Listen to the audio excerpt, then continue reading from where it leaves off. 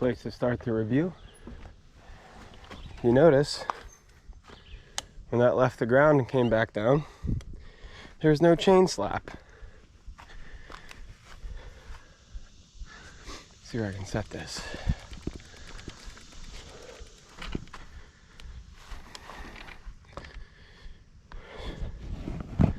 There's no chain slap because of that new Acolyte clutched derailleur. Tons more tension than the last one. The install video should already be up when this comes up, when this uploads.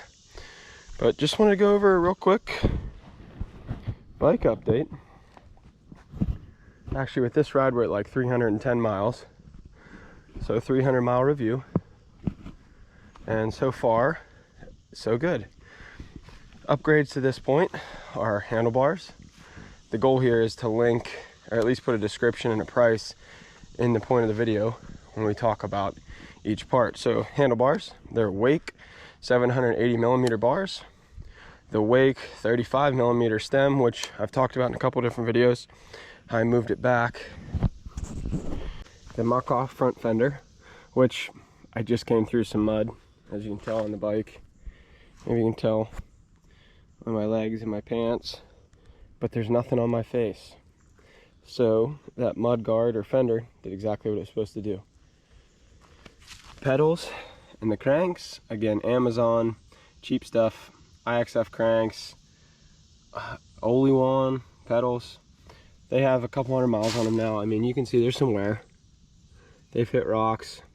You know, the cranks are starting to show wear where my foot drags on them. It's wearing the powder coat off. They've hit a few things, but they work great. The oval 34 tooth chainring, again, Amazon, JG bike. The chainstay protector, which my foot catches the corner of it and it's starting to lift it, but it did its job for $8. It's done great. The newest addition is that Acolyte, Microshift Acolyte clutched derailleur.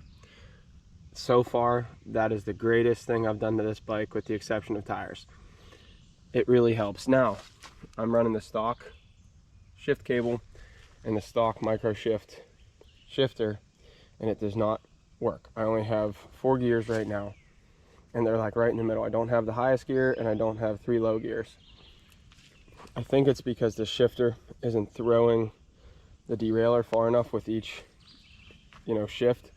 So I have the right shifter on order. It's only 15 bucks. I think that'll solve that problem. The other upgrades are the tires. Those are Specialized Hillbilly T7. They are awesome compared to the stock tires. However, I have to tell you, I have to say, I lose a ton on hard paved trail or road. The roll resistance of these tires is pretty bad.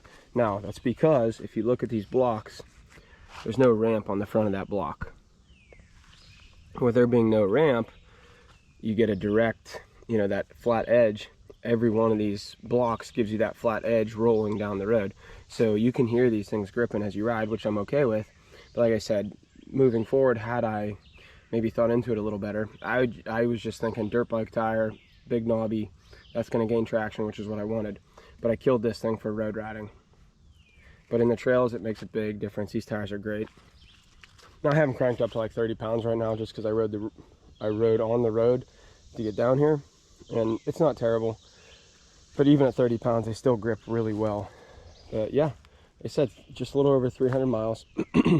My complaints with the bike at the 200-mile mark and the 100-mile mark were the fork, that spring fork. Now it's still on there. The reason it's still on there, 2 reasons. One, I haven't decided what I want to do yet. If I want to go to a mullet and do a 29er up front, which I think is what I want to do. But I also, since I've gone to the 300-mile mark with that stock fork, I want to torture test it. I want to see how far I can go.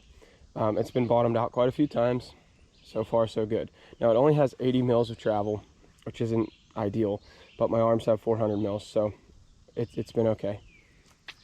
But that fork is still my complaint, and that stock derailleur. So for a $35 Acolyte clutch derailleur, you can solve that problem. Well, I guess 50 bucks because you have to buy the $15 shifter, but for $50 you solve that crappy derailleur issue. and the tires. And these tires, I got them on sale for pennies. So, you know, under $100 when you buy this bike, you can really make it very trailable, very rideable. Now, add in the fact that I wanted to go to a single chainring up front, $10. IXF bottom brackets, 40 bucks. Decent pedals, 30 bucks. Again, I'll put it on the screen, but I think I'm around $200 in this bike on top of the $299 that I paid for it. So I'm $500 in. Now somebody's gonna say, well, you can get a stump jumper or a rock hopper rather for 500 bucks, Specialized rock hopper. You can, you're right. I think they're like $549 right now on Specialized website. But for me, I was just really getting into this. I'm a moto guy, and I wanted to get, you know, do a little more conditioning and cardio, and I don't like running, so I wanted to get a bike. We live very close to a very nice trail, so I wanted to get a mountain bike to ride in the woods. And I like to tinker, I like to play, I like to change parts, I like to modify things. So a $300 bike that has a good frame, good geometries, decent geometries, and you know, it was a good starting point, was exactly what I wanted. Then I can pick and choose what I want to add to it, so I get to tinker and play and make it better, but also I'm still at that $500 mark, and I have a great bike. Now, in the future, the things I want to do, I want to add a dropper post, which I found some dropper posts. I'd like to find something that's a mid cable, not a top cable. I can't go bottom cable because I have no internal routing. I thought about the fact that I could drill a hole, but I don't want to do that in the frame. So I would like to find mid cable, because a top cable, when it drops, you have a big cable loop, and I don't want it catching the tire. So ideally, I'd like to find a mid cable so that that cable length is the same, and the dropper just drops into it and the cable doesn't move. I'd like to find a dropper post. Eventually, I am going to do a fork, and I think I'm going to go hydraulic brakes. But all comfort things, not things that you need. Again, I'm around the $500 mark, including some of the stuff that's just, you know, to kind of make it look better, with the orange bolts and these, the tire tube, the stem, you know, accessories, the nut, and the front one is a spoke wrench. Those are only 10 bucks. That fender for 15 bucks. I mean, if you're gonna ride any amount of trails, keep some mud off your face, so I would say it's worth it. But again, 300 miles, GT Aggressor Pro, $300 bike. Yes, I'm at the $500 mark, but the bike's been awesome. I'm hoping that a little bit of an intro, and the next little bit I'm gonna do a drop that's up here, up the trail a ways. I'm hoping that you hear the difference from that marbles in a mason jar sound with the stock derailleur to this Acolyte clutch derailleur. Now, you will hear some rattling in the back. What I think it is the play in the cassette. You can kind of hear that rattling when you're going across bumps, but it's not that big chop like the stock derailleur had. So if you followed along since the first video, I do appreciate it. If you haven't, and you want to stay up to date or in tune on what I'm doing to this GT Aggressor Pro and what's coming in the future, please subscribe.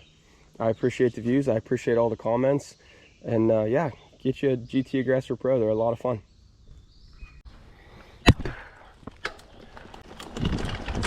Here comes this drop that I was talking about. I'm hoping you hear the difference in the derailleur.